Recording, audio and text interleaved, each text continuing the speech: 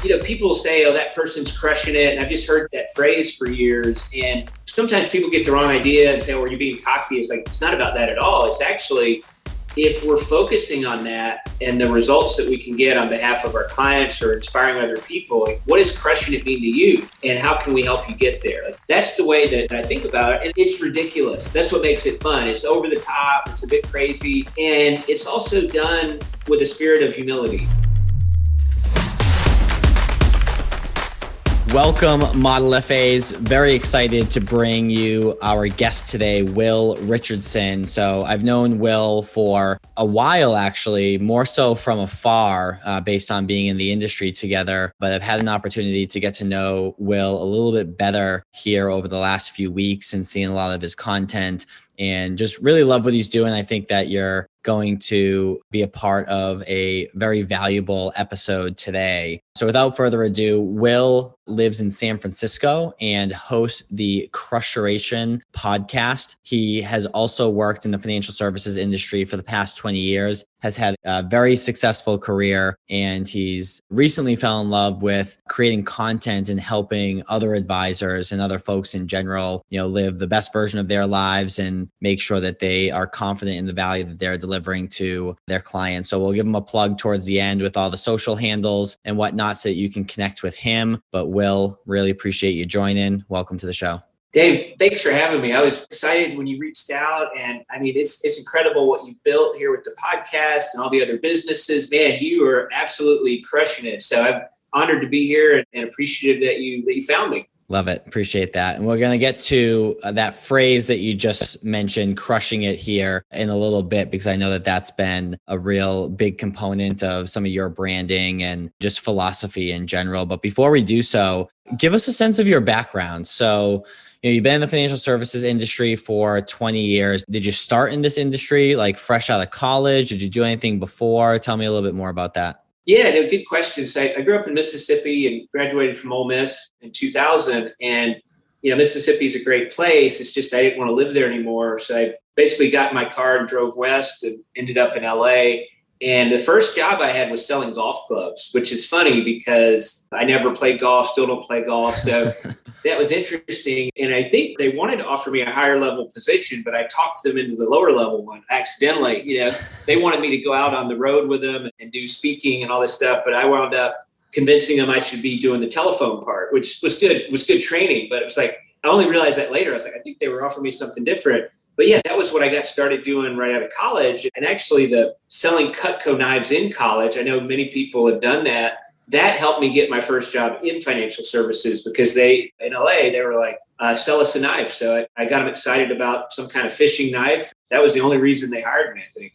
So I always am extremely intrigued when someone's had experience with Cutco, because I feel like that's like sales 101, right? If you can sell knives, right, you can sell almost anything else, especially when you find something that you're, truly passionate about. And for those of you listening, if you're super passionate about knives, I don't mean to diminish that, but you probably know what I'm getting at. So what were some of the things that you learned in that journey of selling knives, specifically in college, that you've been able to use today?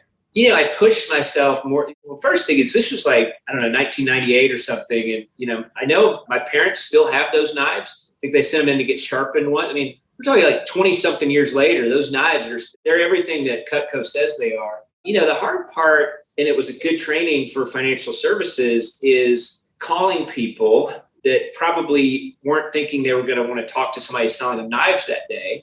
And, getting a meeting with those folks and then asking for referrals, all the stuff that we do now.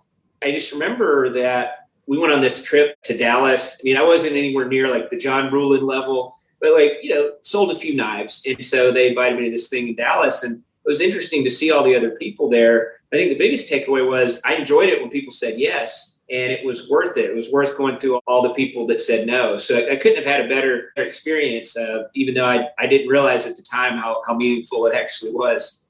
That's cool. I also know, at least since it's been on my radar, I'd say over the last 6 to 12 months or so, you've had a pretty big uptick in your content creation. I'm talking, I at least see like a video or two, sometimes 3 a day. And in our conversation, you mentioned that you've been having a lot of fun with it. It's been something that has brought you some joy and happiness, and you're getting some good feedback both in the advisor community as well as outside the advisor community. So I guess, where did the thought of content come to play in your world? Like, where did that come from, and what's some of the things that you've noticed since you've begun doing that? Yeah, it's a good question. I mean, at first it's a bit nerve-wracking to put a video out there. And Jordan Montgomery, who I know you also know, he really encouraged me when I just posted a couple of things. And he sent me a podcast that somebody had sent. It was the Ed Milet podcast. And the guest was Billy Jean, was the big-time marketing guru guy. And I listened to it. And what Billy Jean said is, he's like, look, people are going to ask you how you became successful. So show them the journey. Make videos, show them the journey. Don't worry about it being perfect. Make mistakes. And I don't, it's like, don't have a tripod. I'll just hold the phone right now. And, the sound's not good. But, there's things to make it better. But part of what Jordan got me to do is to release one of the outtakes. Like, I had fumbled and dropped the camera on the ground or something. And, and what Billy Jean's point is, people connect with us because we're not perfect, and that makes us human. And there were some experiences with the video I made about a frustrating experience I had with Tesla. That's where it all started, actually. And then I just started thinking, okay, what else could I talk about? And I've always enjoyed engaging with other advisors. And I think that I've always thought that the content could have a broader audience. So I'm really testing it to see what happens. And it's an interesting place to be, where it's a lot like doing a podcast. You put stuff out there, you give away your best stuff, and you do it because you want to do it. And one way or another, it winds up being beneficial, if nothing more than the learning that you get from it. And I think, speaking that you do, I bet you'd agree, the more you talk about an idea, the more you understand your own idea. Totally. And for those of you listening, we won't go into specific details per se, but Will has had an amazing career and is very successful in our industry. And I chuckled, I want to say it was like a week or so ago. And I say this, I'll preface this by saying, so many people allow the idea of wanting to be perfect as it relates to their content to not get started. And someone that's at your level, who's, impacted the lives that you've impacted over the last 20 years, who's made the money that you've made over the last 20 years. There was a video that you posted maybe 2 or 3 weeks ago, and I died laughing because it was just the perfect little fumble that I thought was fantastic, because everyone has it. I don't know if you remember the video that you released where maybe like 30 or 60 seconds in, it somehow switched over to slow motion. Oh my God.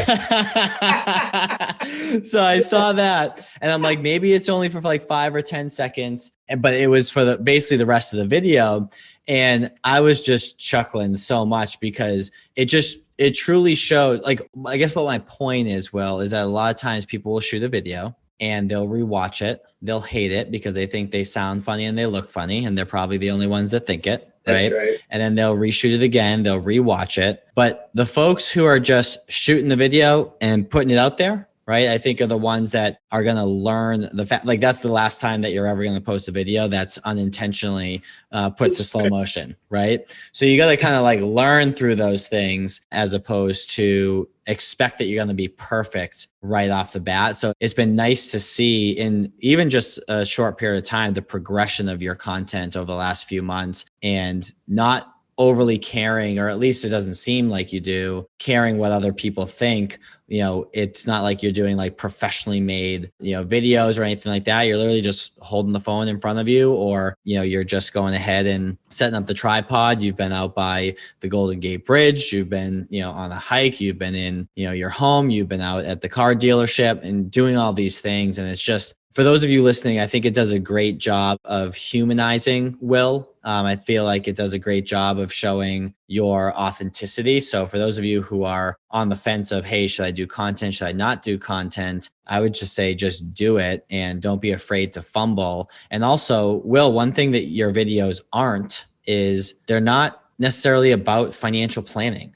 Right. So you're not under any compliance scrutiny. So I know a lot of people will hesitate and be like, oh, well, I can't talk about what I do because of compliance. And no, you're talking about more so, personal development, mindset, experiences, stories. And what's cool is a lot of your videos, most of which I would say, have some sort of call to action at the end that, hey, now that you watch this video, go and do this. right? Whatever this is. So you're sharing your learning lesson as well as motivating people to take that step to go through that same lesson that you went through, just hopefully faster and better because you prefaced it. So it's been really cool seeing the way that your content has been rolling out over the last few months. You know what, Dave, you brought up such a good point, and that is a couple of things. One, we're going to make mistakes, and that's what makes it good. And people are engaged by that. And the engagement happens because they realize that perfection intimidates, and perfection isn't real anyway.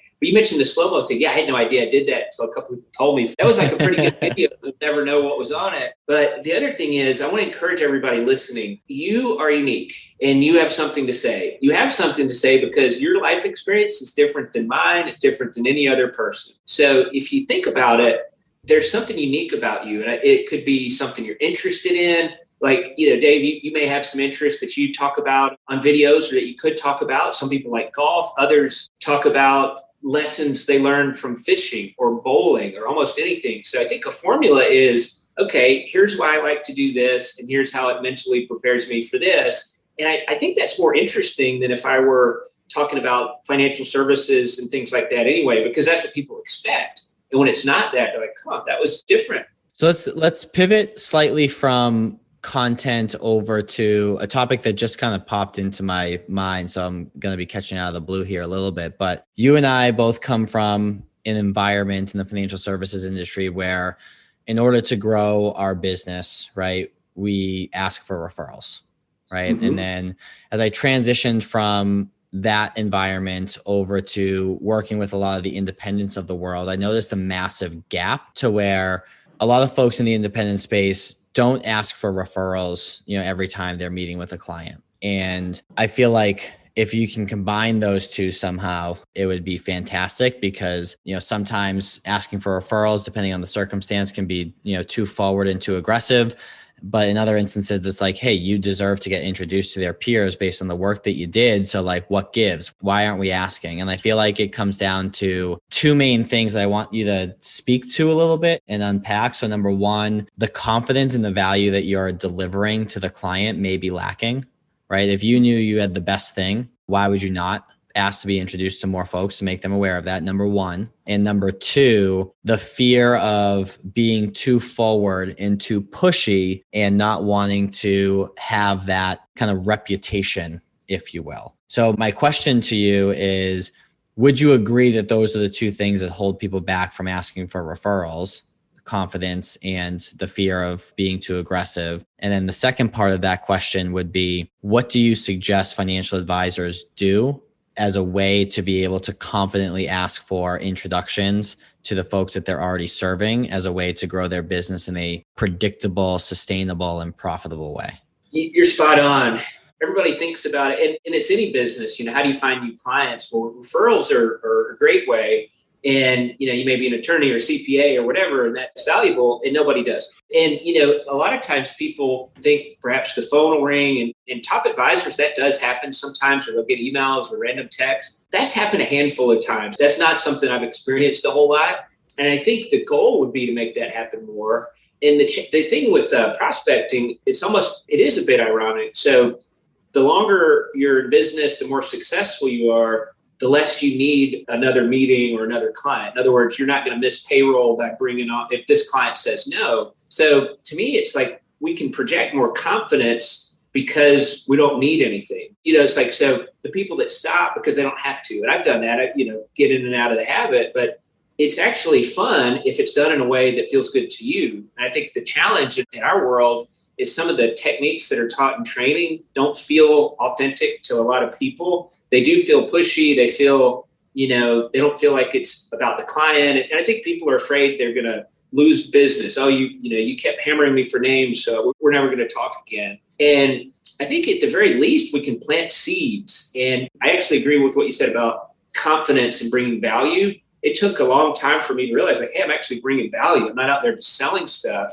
You don't get that feedback from clients that much. I mean, it's like the feedback is that they stay with you. It's rare where they're like, hey, you're awesome. At least that's been my experience. And so when I've asked people, it's always helped me to have a list of other people to make it easier. Here's a couple of people, Dave, by the way, I work with some other people at this organization. Would it be okay to mention your name when I call them?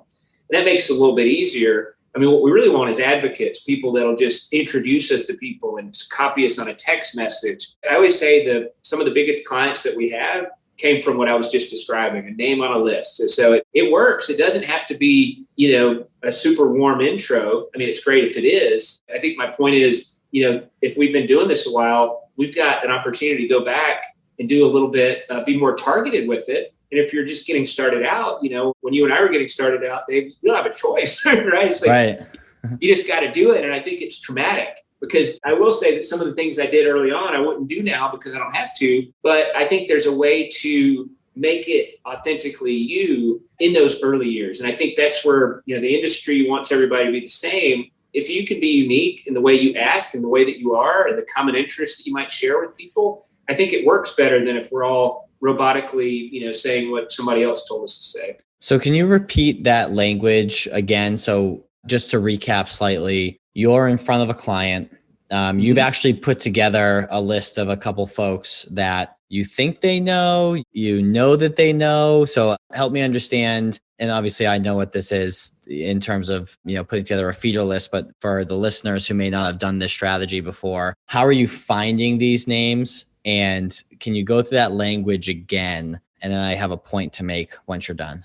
Yeah, great point. I think it's good to clarify that. I've always used LinkedIn because that's a professional network and you can see who people are connected to. I mean, years ago, I would print out 30 pages of names, like, here you go. That was overwhelming. And occasionally people would circle 10 names on that list, but that was more than anybody could really handle. So it became targeted in the sense that I want to know as many people as I can at one organization. I want to learn everything about that organization. I want to know their benefits. I want to know their lingo. I want to know their acronyms. I want to know how they talk. And the more experience I get, I can reference little details that I would only know because I've had experience working with others. And so what that says is, okay, you understand this better than me, and you're going to save me time. That's what we want to convey. And suppose I'm meeting with you and there's other people. Let's say you work at an accounting firm, a law firm, you're a doctor, doesn't really matter. Then I'm going to go on LinkedIn and I'm going to find people you're connected to. And if I can't, you might hide your connections or something. Well, then I'll go and find other people at your company on the company website, or I can do a search on LinkedIn, name of that company, or the firm, whatever it is, and just find people in the city where you are that I know you work with. And I found like 10 names is a good amount, 5 to 10. This can be done via email, by the way. This can be done on a Zoom call. Certainly can be done in person if we're doing that anymore ever again. So it's something like this. It's like, hey, Dave, real quick, I just wanted to run something by if I could. And I totally get it if you're not comfortable with it. So what I was thinking is, and nobody will teach you to say that, right? Because that's not aggressive. But when you say stuff like that, it makes people relax. So it actually makes it more likely you're going to get intros. I totally get if you're not comfortable. These 5 people on the list here, I know that you work with them, and we have a number of other clients here. We haven't had a chance to meet these 5 people yet. Would it be okay if I mention your name when I reach out to them? And then you're going to get feedback. Don't call him. I had a dispute with him once, or don't call this person. Oh yeah, she's great. We work together all the time. He's awesome. And so they're going to give you that type of feedback. And usually what they're afraid of is, I don't want them to think that I sicked somebody on them, So if you've already got the name, they could say, oh, well, yeah, he already knew about you. And also the higher up they are in the organization, the more confident they are. It's not the partner level people that freak out when you do what you said you're going to do in call. It's the people that are in the middle usually. Mm-hmm. So it's another indication of, hey, you can aim higher. It doesn't matter how old you are. You can call a partner if you're 22 years old. There's nothing that says you can't, right? You can do it. And I think that's something that helps us build confidence when we see that we can add value to people at the highest income and highest net worth levels just as well as we can for a new professional. And the point that I want to make there, because all that's great, it's partly how I grew my business as well, both as an advisor and in the consulting space now. And the couple things that were takeaways from me and kind of the point that I want to make is you can ask someone, hey, do you know anyone that would find this to be valuable, right? Something like that. Well, what you're doing is you're asking a yes or no question, right? And what's the first word that most humans learned in their life? It was probably no, right? So their natural inclination may just say no because it's going to require their energy and brain power to then go through a Rolodex of 2, 4, 5, 600 people. And they may not know exactly who it is that is going to be a good fit. And therefore they take the easy road and just say, no, I can't think of anyone. So what you're doing in that strategy is you're doing the work for you. There's another thing that you didn't mention, but I'm sure you do this, or you didn't mention it specifically the way I was taught it. So I want to hit on that. So Aaron Miller, who was in my office, who was one of my mentors throughout my advising career, he always used to say, don't focus on their connections, focus on connectivity, right? So as an example, if there's someone over at Amazon who, does fairly well and they happen to be connected to Jeff Bezos on LinkedIn, they probably don't actually know Jeff Bezos. Right. So taking a look at, okay, they work at the same company. Cool. Are they around the same age? Do they work in the same department? Do they happen to also go to the same college? Do they live in the same area? Are they connected on LinkedIn and are they friends on Facebook? Right. So finding different degrees of connectivity, because if you're taking 500 or 1,000 of their connections and trying to find 5 or 10 of them, you don't want to waste the page, so to speak, by putting on a bunch of people that they don't actually know, and then you miss the opportunity. So make sure for everyone listening, if you're going to use this strategy, which I think you should, you focus on connectivity, not just who's going to be a badass client for you, because they may not actually know that person. The other thing that I find in the independent space, which I just think is a missed opportunity, I feel like so many people so much do not want to be a salesperson. They want to be the advisor, which is fantastic, right? You should want to be a great advisor, but there's a component to building your business that you need to be a salesperson. Now, you don't need to be a used car salesperson, based on the connotation that they have, but you can make it easier for them to actually make that introduction by feeding them a name.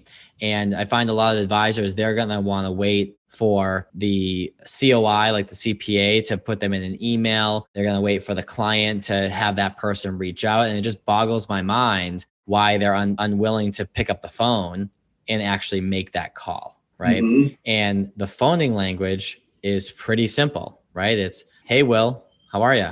I'm doing good. How are you? I'm doing great. This is David DeSalle, friends of Jordan Montgomery's. Oh, yeah. Right. And then they make the connection, and it's like, that's all it is. And then you just say, I've been, doing some work with Jordan lately, and I had actually brought you up in one of our meetings recently. I'm his financial advisor, and, we were talking about some other folks at the firm that he thought would just get along with me, and vice versa. I wanted to hop on the phone, learn more about you and your situation, and specifically, and then maybe you have a point or two about their firm or their benefits that you can hit on, to your point, show your expertise to save them time, and just have an introductory call and see where it goes. But I feel like you'd be amazed at how different aspects of the industry are as it relates to like their sales and business development activities. And I think that using that feeder list strategy can be an excellent component to go from 0 to 1 referrals all the way up to, 3, 4, 5 referrals in one interaction. So first of all, Aaron Miller is a crusher. You're 100% on that. Like, that level of extra work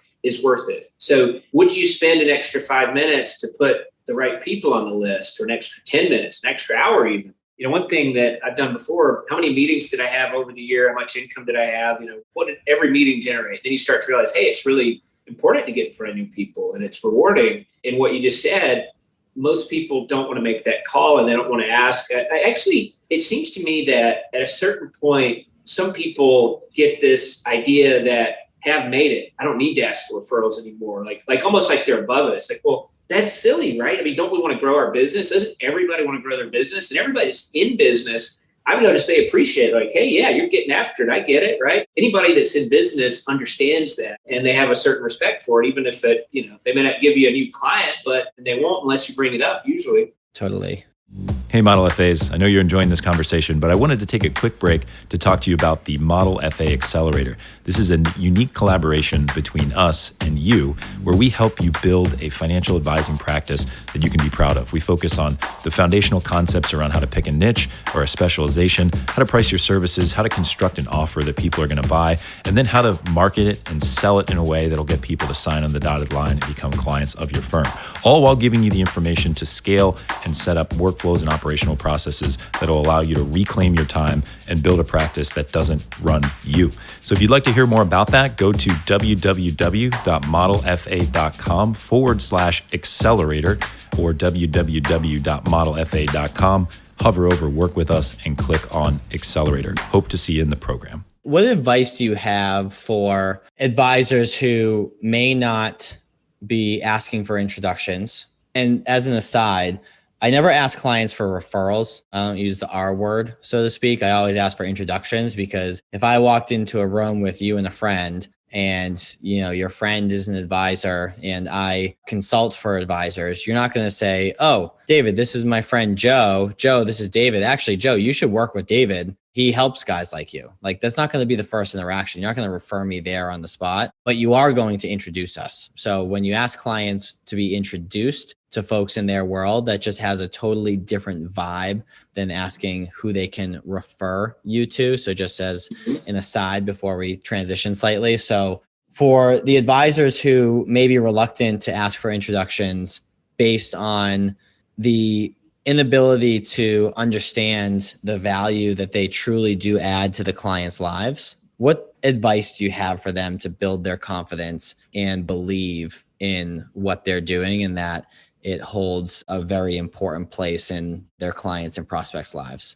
That's a great question. I think the one thing is to think about the people you meet, and especially, David, you brought it up earlier that people tend to think everybody's got it figured out, and they don't, right? People don't have it figured out, but it's good to tell them that, "I get it, you've probably already done all this stuff." And it's amazing to me how often they haven't done anything. And think about like where you find people and the simple things that they may not have known about, and areas where you can help them, areas not even connected directly to your work, and certainly when they do become a client. So I think that's the focus. Think about where your clients were before you met them and where they are now, and how you helped them get there. I mean, that's the value that's been delivered. And they wouldn't become a client if they didn't see value. They just wouldn't have done it. So I think that's the key, is to realize, hey, you've done good work for clients, even if they're not, telling you you're great all the time. I think it's evident by seeing the progress that they've made.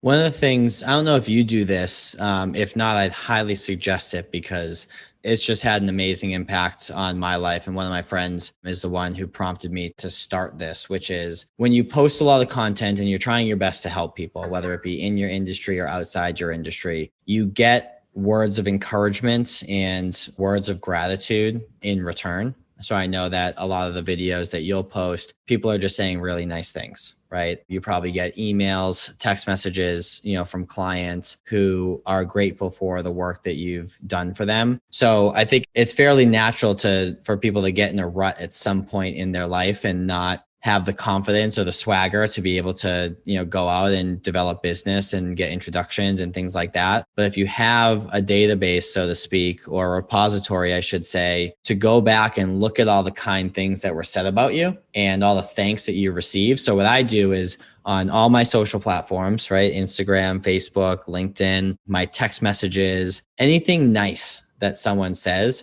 I immediately go on, I screenshot it on my phone, and I move it to a different album in my pictures, so that if I'm ever feeling like I'm in a rut, or I need to, get jacked up before a big meeting and reinstill some confidence in myself so that I show up, the best version that I can, I go through and I scroll through all the kind things that have been said over the years. And I guess I'm curious to know, is that something that you do currently, or what are your thoughts on that in general? Am I crazy?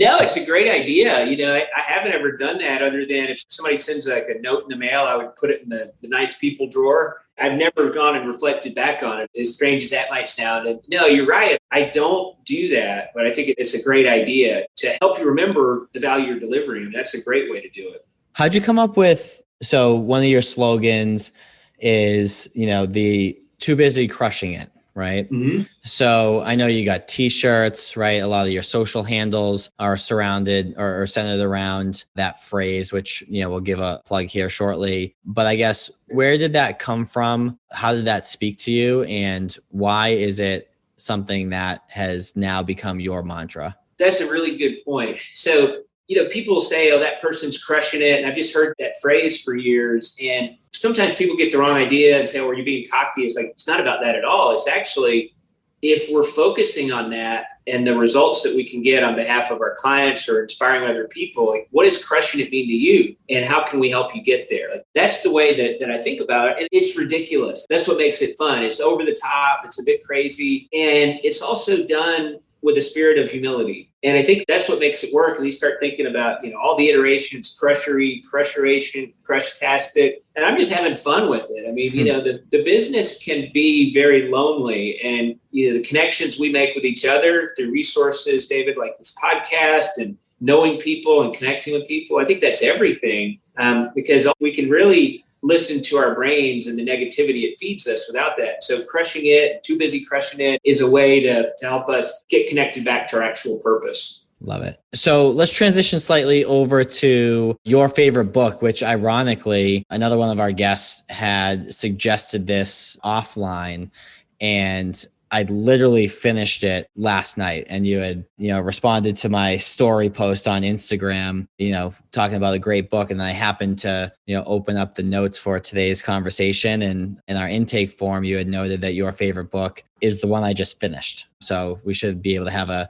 pretty good dialogue here about it. So the book name is Think Again by Adam Grant. And if this is the first episode that you're listening to in our new format, the whole purpose of this segment here is to promote learning outside of our industry. I feel like when advisors are learning, they're either studying for their designations, or they're reading industry white papers, and they're consuming industry related knowledge, which obviously we need to stay on top of that stuff to be able to serve our clients best. But in order to serve ourselves best and our business best, I think it's imperative that we learn outside of our industry as well. So tell me what that book means to you and what some of your takeaways were. Yeah, I'm not even finished with it. I've made probably 6 or 7 videos from it. There's a bunch of things. The idea that I was just reading last night is about how to develop a different perspective. I mean, the big takeaway for that book is we've got to be willing to rethink things and not just become entrenched in our beliefs. We want to be able to say, hey, I was wrong, and that's okay. That doesn't mean I suck. That means that I'm learning.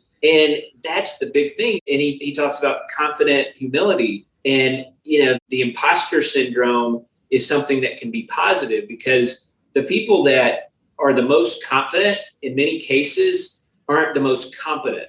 You remember that part? And it's like, so sometimes the people that are the most competent aren't that confident, and they actually have more to offer if we find them and lift them up and listen to what they have to say. So that was a big takeaway. I'm curious what your thoughts were on that part of the book. Yeah, I find that some of the folks who are incompetent in whatever topic we want to discuss also tend sometimes to be the loudest and drown out everyone else. And I feel like folks need to do a good job of almost having a question contest back and forth, right? To gain a full understanding around, why people think certain ways about certain topics, where they got that information from, and be humble enough and, be open to changing their mind if presented with a new set of, facts or figures or whatever it may be. And there's obviously a lot of, fairly sensitive topics over the last year, which I think are perfect examples of,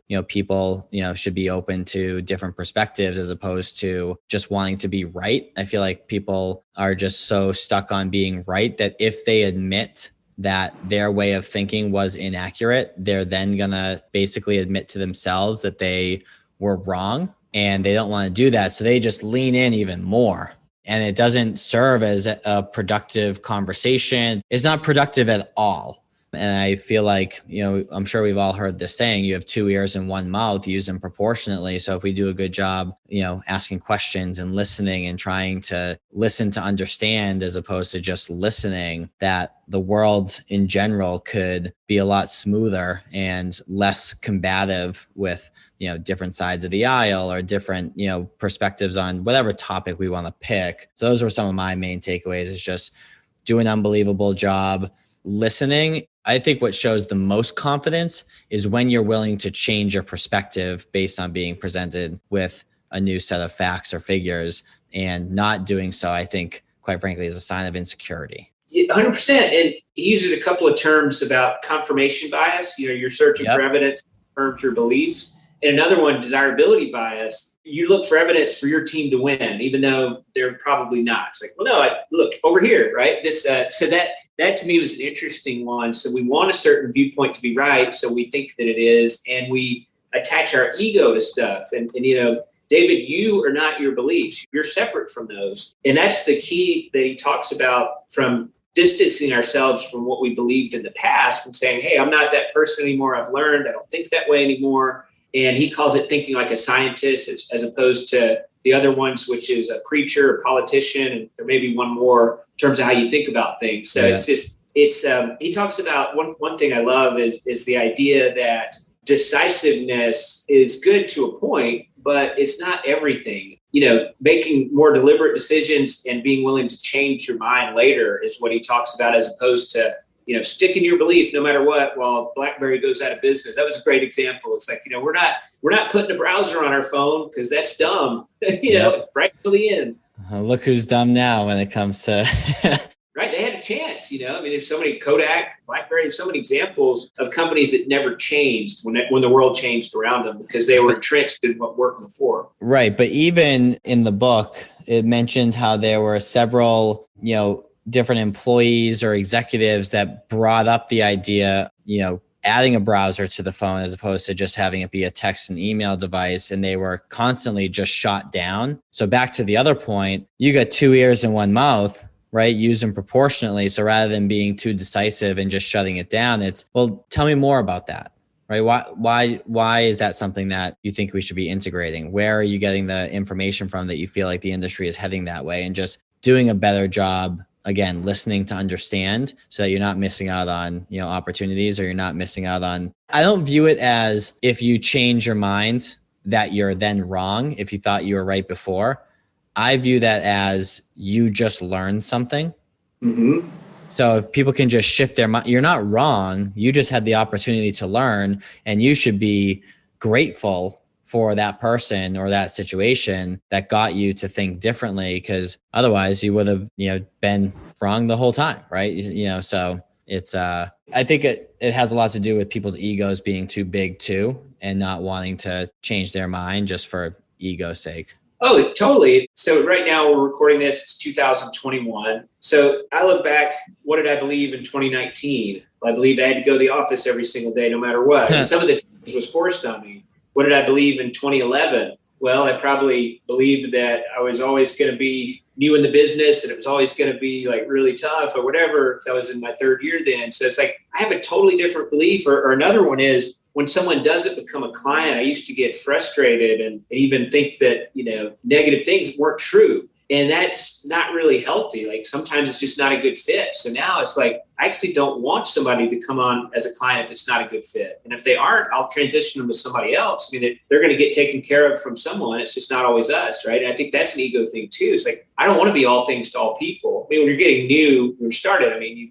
pretty much need to be cast a wide net. But I think the idea of specialization, David, is not one that everybody gets to. And I think that's an opportunity to really enjoy your life more, to focus on certain types of clients as opposed to, just because they're a client, you stick with them no matter what. Yeah, we're big believers in, niching to our particular group of people for many reasons, as you alluded to, happiness and energy management, but also scalability, right? If you're making 5 different promises to 5 different people, over time, that's going to bog down your practice management process. But if you say, hey, I work with business owners, here is my process, or I work with executives, here is my process, I work with retirees, here is my process, then that's way more scalable than I work with all these different types of people and let me try and think about what I promised them to. You can't proactively deliver that client service or experience in a scalable way when you're working with a multitude of different people. Exactly. And one perspective from that book that I just read this morning is the part where he talks about returning astronauts and how they see the world differently and they see all the squabbles that we have as tiny. He talks about one of the astronauts was flying around the Earth at 90 minutes was all it took to get around the whole planet. And so he looks at the continent of Africa and says it passed by just like a small city on an airplane. Right. And when you talk about a perspective shift, right? Whatever it is that we're worried about really isn't that big of a deal. And it helps us see that we're not as important as we might think, and neither is anybody else. Yeah. I remember that scene in the book basically saying that, what you said, it's the world is much more connected than we may feel it is when you take a step back and look at it from overhead. So, well, Will, this has been a blast. I appreciate you joining. So before we head into the after hours portion, where do you like to connect with folks? If they are interested in chatting with you or taking a look at your content, where is the best place to reach out? I think probably Instagram is the easiest one. I mean, I'm on all of them. I'm not that active on Twitter. I'm pretty active on Facebook, LinkedIn, and Instagram. And Instagram seems to be the easiest for people to find me. It's Will to Crush, WILLTO, and then Crush. It's the same handle on just about all the other places too. Awesome. And can you tell us a little bit about your podcast and where they can find that? Yeah, so on Apple, whatever it's called, iTunes or whatever the purple thing, and Spotify. Guy's got the podcast and doesn't know where it is. See, you just start. You'll just start and you'll learn. Record that thing. Yeah, so it's the Crusheration Podcast. We've got a few episodes. And the reason I mentioned Instagram is a lot of what we're doing is we start with a live Instagram video and then we strip out the audio to put it there. So you'll be able to see a lot more videos on Instagram than the other places. And then the podcast, it's the same content, but just audio only just like we're doing right now. Awesome. For those of you listening, we appreciate your time. We do have two asks, as you may remember from prior episodes. Number one is if you found some value in today's episode, go ahead and click the share button. Let's have some impact on more people than we otherwise would have. So as a way for me to ask for referrals or introductions, that's me going ahead and doing so. In addition to that, an iTunes review would be super helpful for visibility purposes. So if you go ahead and leave a review on iTunes, screenshot that once it posts and shoot me a text message with that screenshot to 978-228-2338. Again, that's 978-228-2338. You'll get a quick automated reply that will have a link for you to enter in your information. That way you can get added to my contacts.